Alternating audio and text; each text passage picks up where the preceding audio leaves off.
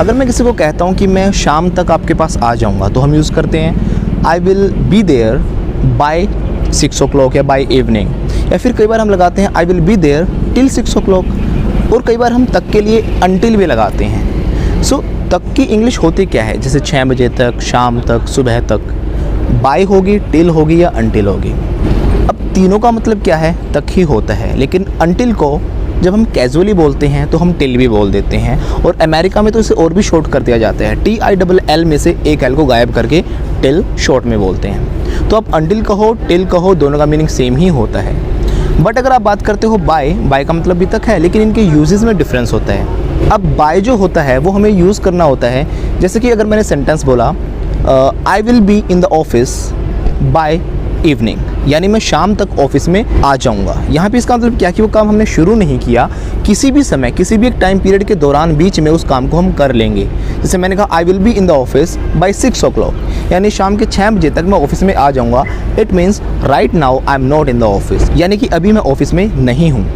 अगर मान लो मैं ऑफिस में ही हूँ और काम लगातार चल रहा है और आपने पूछा फ़ोन करके सर कब आओगे आप, मैंने कहा कि देखो भाई शाम तक तो मैं आ नहीं सकता क्योंकि शाम तक मैं ऑफिस में ही हूँ। So I will be in the office till 6 o'clock या फिर टिल इवनिंग, यानी मैं शाम तक या 6 बजे तक मैं ऑफिस में ही रहूँगा, यानी मैं अभी भी ऑफिस में हूँ और ऑफिस में ही रहूँगा, तो हमें लगाना है टिल।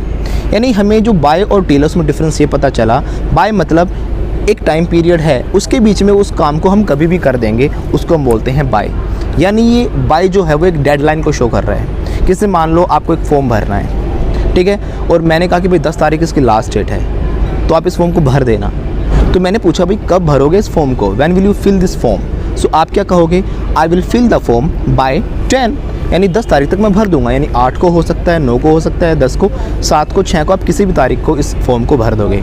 लेकिन अगर मान लो उस फॉर्म को भर ही रहे हो आप, वो काम कंटिन्यू चल रहा है, उस कंटिन्यू काम में लग रहा है आपको टाइम, और मैंने कहा यार सुबह से इसी फॉर्म में लगा हुआ है, कितना समय लगेगा तुझे, यार 10 तारीख लास्ट डेट है ना, आज मैं लगा हुआ हूँ, तो शाम तक या 10 तारीख तक मैं भर ही दूंगा, यानी वो काम कंटिन्यूटी को शो कर रहा है। So I will fill the form till 6 o'clock या टिल 10, टिल इवनिंग। तो टिल कंटिन्यूटी को शो कर रहा है, और बाय क्या करता है, उस काम को किसी भी समय उसको बीच में करने को शो करता है। ओके, तो मैंने क्या कहा था स्टार्टिंग के सेंटेंसेस में, I will be in the office by 6 o'clock, यानी 6 बजे तक मैं ऑफिस में आ जाऊँगा, अभी आया नहीं हूँ, यानी कभी भी 5 बजे, 4 बजे, 3 बजे।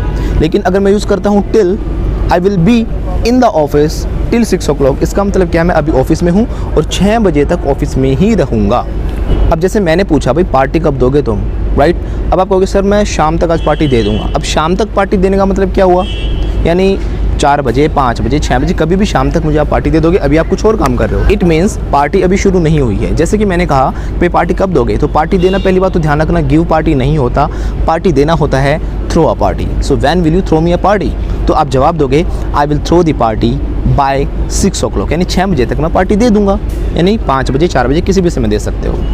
तो मैंने पूछा भाई पार्टी कब तक चलेगी और कितनी देर पार्टी चलेगी, तो आप जवाब दोगे the party will go till 6 in the morning, यानी जो पार्टी वो 6 बजे शुरू होगी और सुबह के 6 तक चलेगी, ये कंटिन्यूटी को शो कर रहा है, तो लगाएंगे हम टिल।